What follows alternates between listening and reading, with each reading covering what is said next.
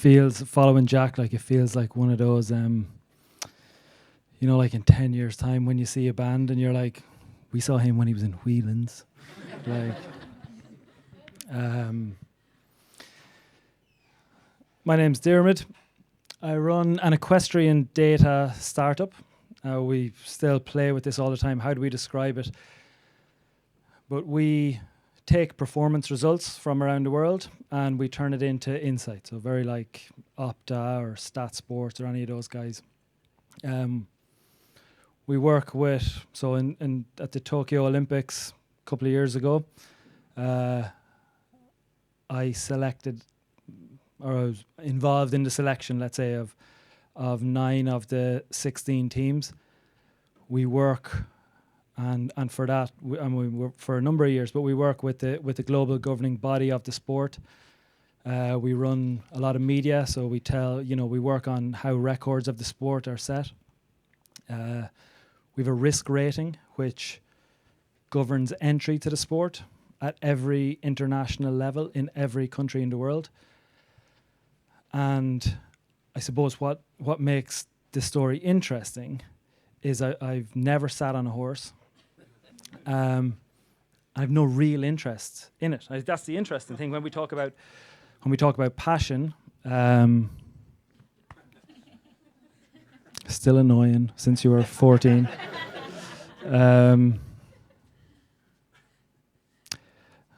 And passion is a thing that comes up all the time in this stuff. Passion is a thing that, following your dreams and knowing what they are. Like, I think that's the really big challenge. And if you're feeling lost at the point of, I get all that, I want to do what I want, I just don't know what it is.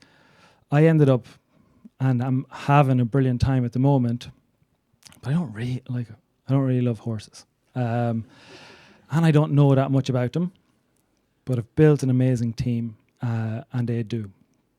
And that's, I suppose, really big part of the fun.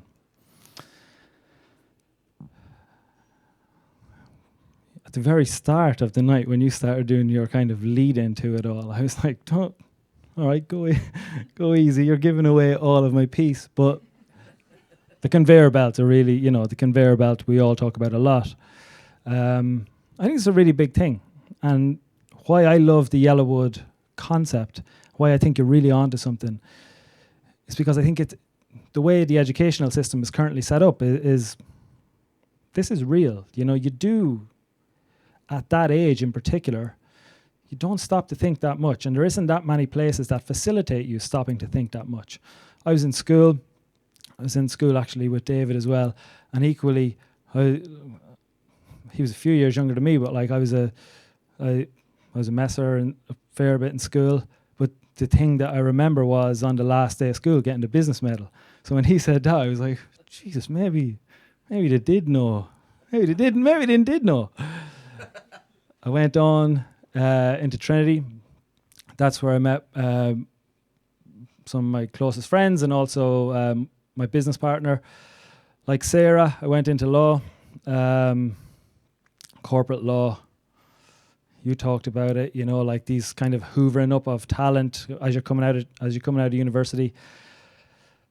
I was miserable. I'll talk about it at length, but I left that, didn't know what I wanted to do, went into an in-house legal role, only a little bit worse than the role I left. And I don't mean that as a criticism of the law firms. I would say that. They never sold themselves as anything else, by the way. They didn't say that they weren't going to be tough on you, that it was going to be anything that it wasn't. I just never stopped to think. My dad was a lawyer in Tullamore, a small country town. I thought, I'd like to do that. Esther talked about a passion for helping people. I thought, that sounds like something I could do. You end up kind of I suppose I left college in 2008, time when you just want to get a job. You just got a job. You didn't think. I never stopped to think. It was actually at the point where I decided I have to leave. I was so miserable. David, you talked about Canadian banks. Like, Sahara, you talked about live the life you love. In 2013, like, I had pain in my stomach every day going into the office. I hated what I did. And again, no criticism of the place that I worked. My wife works in a similar place now. There's nothing wrong with the place. It's just not the match. Know what your match is. I would do anything to leave. Anything. And a guy that I was in school with, a guy that I was in college with, he was top of his class in a data science, running database. He's a genius. He actually is a genius. One of those weird people that you're like, oh. I mean that in a good way, but I don't have the lateral thinking that he has. He's amazing. And I used to talk to him every day at lunch. I'd go outside and I'd stand there and I'd think, oh yeah, what? You were like top of your class and you're such a wild thinker. I turned down all the investment banks. He went home to Carlow to ride horses. He was actually at the time quite Moneyball-esque, sitting at home all the time looking at how could he use data to improve his own performance. I was like, oh, that sounds cool. Like, sure it's not done. Like, these are big equestrian sports. So it's not racing. In racing, this is done. Management of data, because there's betting, it's done in racing. But there's these other sports like show jumping, eventing, and dressage. And they're big sports. They're in the Olympics, but that's not what makes them big. They're big because it's the playground of very wealthy people. Like the horses sell for 15, 20 million. It's a different world. And when you find that world, you're like, geez, this. And I, as a non-equestrian fella from Tullamore, this is a whole different thing. I left law, and I found myself with Sam, my co-founder. He was competing at one of these competitions in the UK. 250,000 people in attendance. So it's second biggest spectator event in the world behind NASCAR. And so I genuinely don't know one thing about sport. I know very, very little is a more fair way of saying it. I went with him. He'd given me his Excel sheet. At this point, I decided to leave law. I'd left like good suits. I bought an apartment. I rented it out. I moved to Carlow. Moved in with him and his 6-month-old kid and his wife. Lived in a shed. And I said, we'll try this. He was competing at this event, and I started tweeting to this empty channel. Obviously we'd no followers, with a brand new account. I started tagging the commentary team, and I started using this very basic. I can't do Excel. When I say I don't know anything about horses, I was in past maths, apples and oranges. Now doing data science. I'm not, obviously, but I was working with Sam's Excel sheet, and it was like showing me the average of their last 3 scores. And I started tweeting saying, Stephen Rock next into the arena, right in X, and we're expecting them to score, 31.1. And we got quite lucky. But also we understood that past performance helps predict future performance. And we did that, 4 or 5 times in a row. They invited me into the commentary box. They were like, who are these weirdos that are that are predicting these scores? Like this, again, there's no data analytics in the sport. I found myself sitting in between like a double Olympic champion and multiple world champion. I don't know who they are. So I started saying stuff and they were like, what do you think is going to happen next? I was like, I don't think this horse is going to be very good at all. And this is in the earpiece of all these people around. This has never been done. Firstly, Offaly accent in the UK, talking about why this beautiful horse isn't going to go well, had never been done. There was an article written about us in the paper.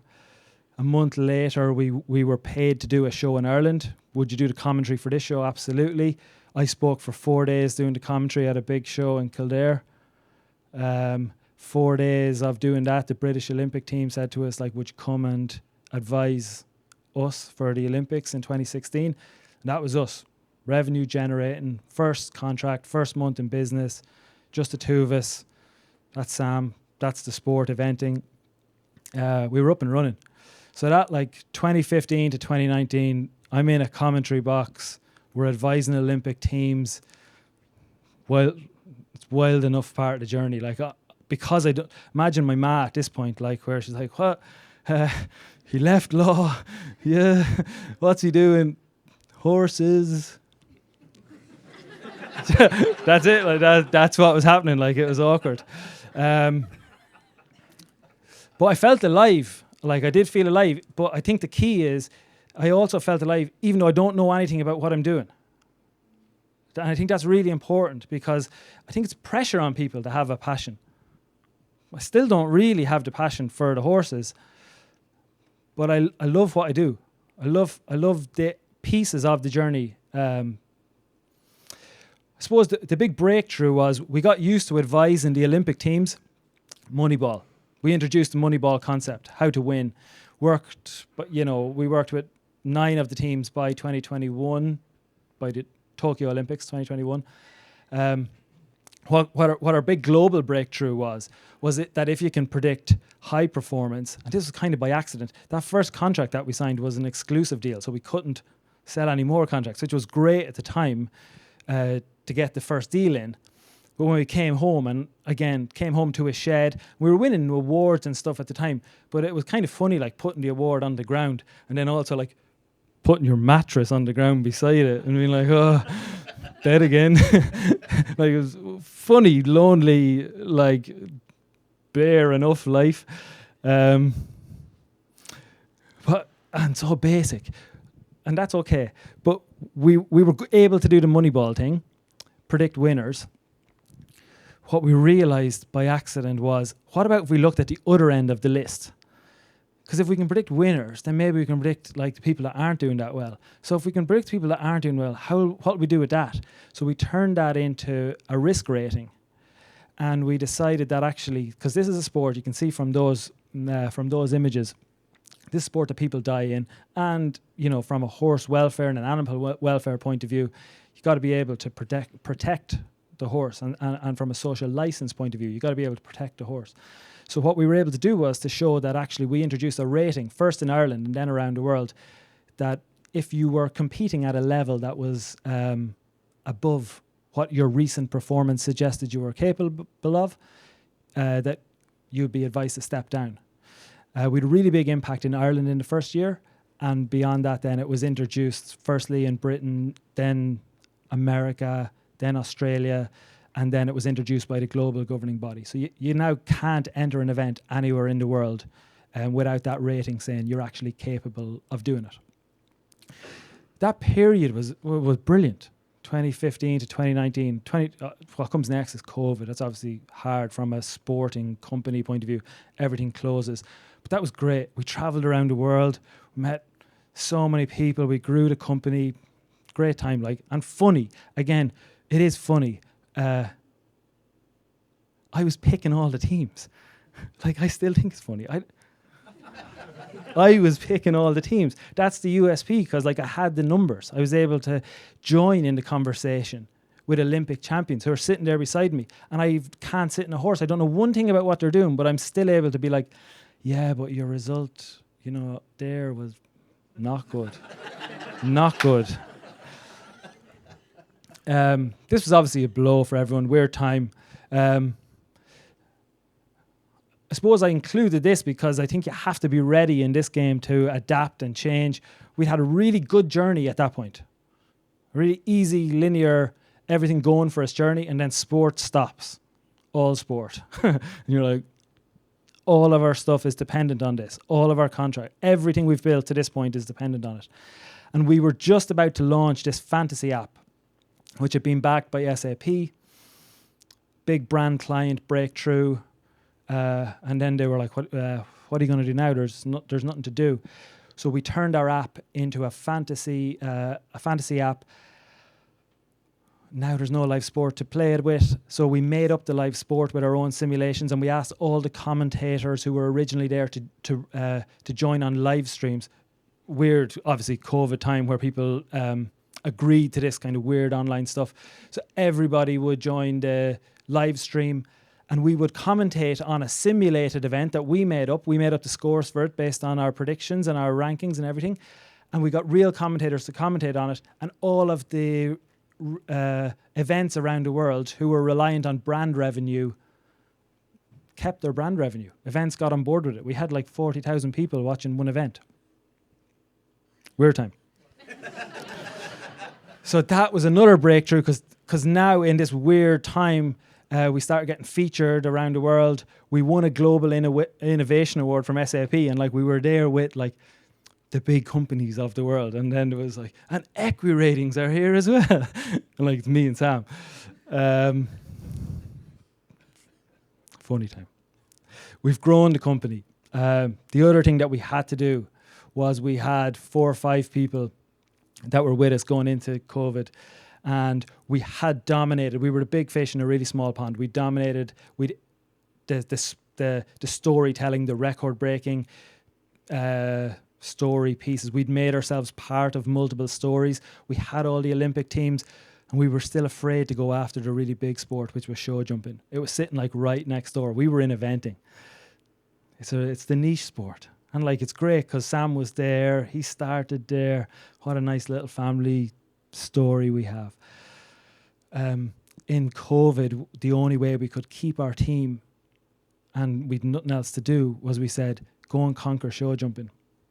So we took a risk and we hired more people, and we decided to go after the show jumping market where all the big money and big clients were. And coming out of COVID, as we got into 2022 and 2023, we began to sign up multiple Olympic teams. Now starting to work with multiple shows in show jumping. We're now managing multi-million euro budgets for horse sales. So previously people would buy horses, and again, they're talking about like 10, 20 million. They'd be like, he's a very good 7-year-old. You should buy him. And that sounds like a joke. That's not a joke. You can look at the result sheet, but that's all you've got. No context around the result. Is it the same? Are those two competitions the same? Probably not. I'm going to have to use all my horsemanship and experience and intangible concepts to prove that. Data changes that, obviously. So we're in a very lucky position, is that if you can control the data, and a lot of that was controlled by the fact that we were able to access that from introducing things like risk ratings, where they gave us all that data. But if you control the data, then slowly, if you can keep your head, steadily grow your team, we were able to build it out. Now we're selling horses, finding horses. Again, it's fun. Last piece, conscious of time. The thing that has been touched on a number of times by lots of the speakers tonight, the one thing that I wish I'd known a little bit earlier in the journey, going back to the conveyor belt, and that I still work on our team with now, is I never took time at any point of the journey to actually figure out what kind of person I was. When I was working in a law firm, this isn't a joke, people would give me jobs, and I would ring partners in the law firm and give them, I tell them the job. Because in my head, I thought like, well, they're so good at, like, they know all that stuff. Like, why would someone be asking me to do that when I know nothing about that? And they know loads about it. So I would ring the partners in the law firm and ask them to do the trainee job. So that is obviously not how that works. But my mind was all about connecting people and putting people in the right place and everyone doing their own bit. Like now we've a full team. Like I can't do the graphic design. I can't do the back end of the database. But everybody respects everybody so much because they know the bit that they're good at. And equally, I don't turn up late for meetings with our COO, who is really like, dude, be on time, do that. But I know that the creative side of our team, they're like, start at doors at 6, start at first speech at 7. But whatever. They're like that. But you have to know where you sit. And I was struggling with our co-founder at one point, and he said to me,